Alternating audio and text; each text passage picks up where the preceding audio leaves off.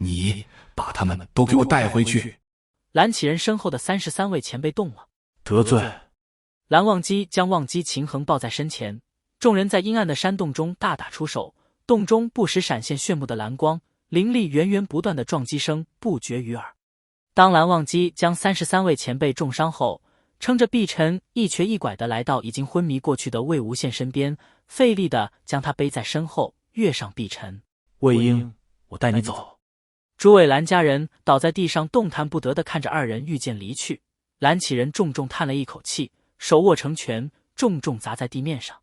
蓝忘机带着魏无羡回到乱葬岗的伏魔洞中，将魏无羡放在石床之上，自行调息片刻后，手慢慢抚上魏无羡的脸庞，细细摩挲着。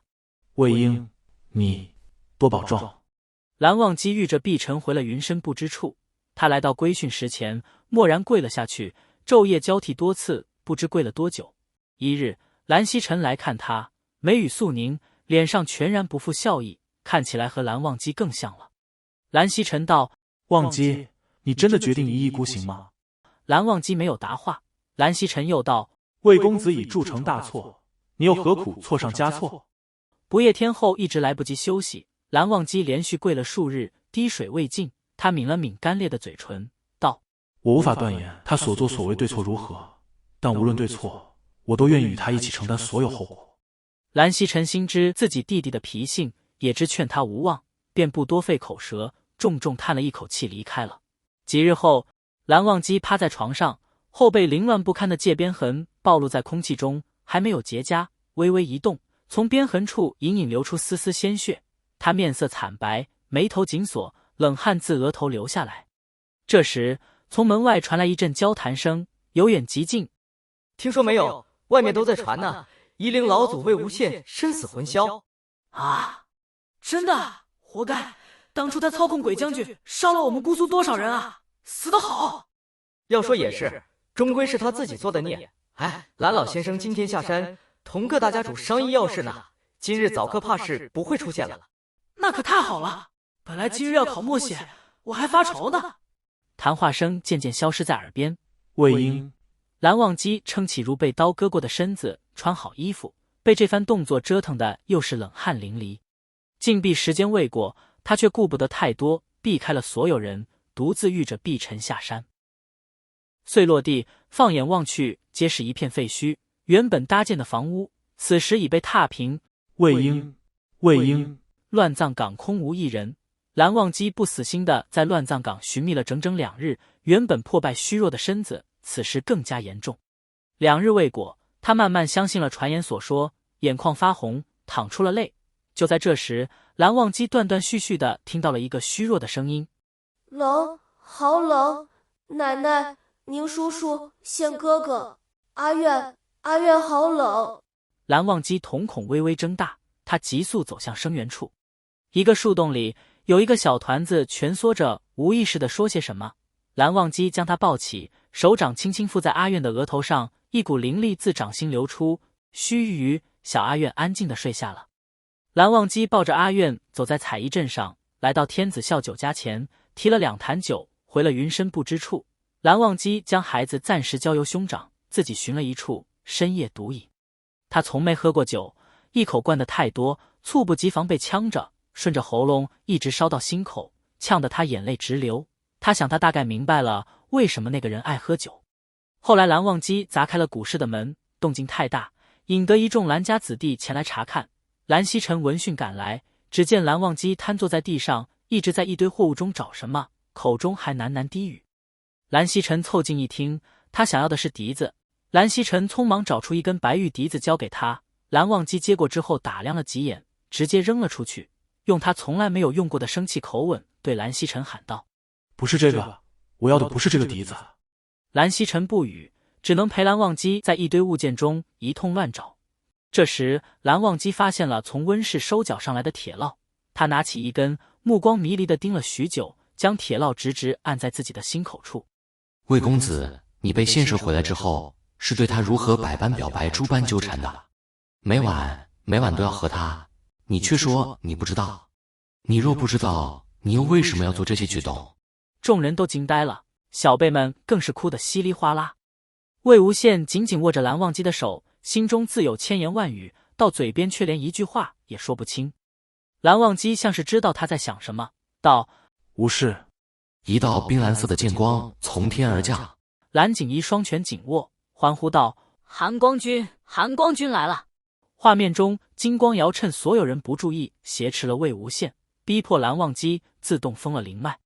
蓝湛、蓝忘机、寒光君，我刚才是真心想跟你上床的。这石破天惊的一句，不只让当时的蓝忘机傻了眼，更让现在在座的众人脸上布满了各种表情，十分丰富。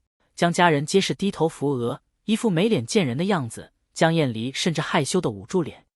金子轩以秀颜口对自己的儿子道：儿子，我现在算是明白刚才魏无羡说的话是什么意思了，我甘拜下风。不过你少跟他学。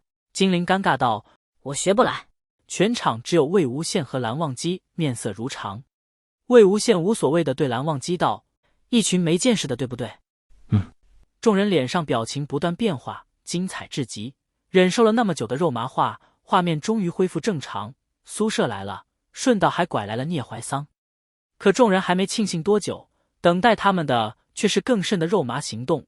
不知为何，阴阳两道都闻风丧胆的夷陵老祖，怎么表白之后就变成了手无缚鸡压于肉鹅之力的柔弱男子？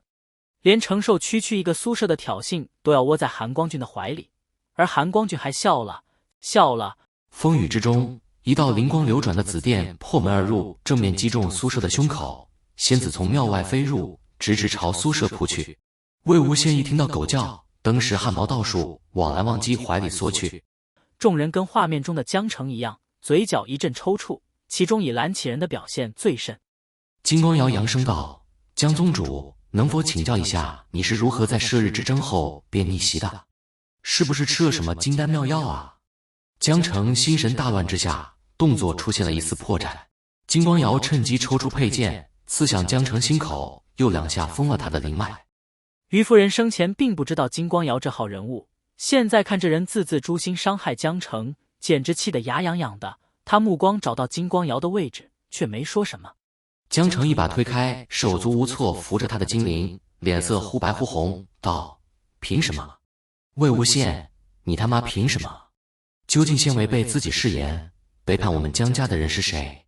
凭什么我非要觉得这么多年来我他妈就像个丑角？我不该恨你吗？凭什么？你凭什么不告诉我？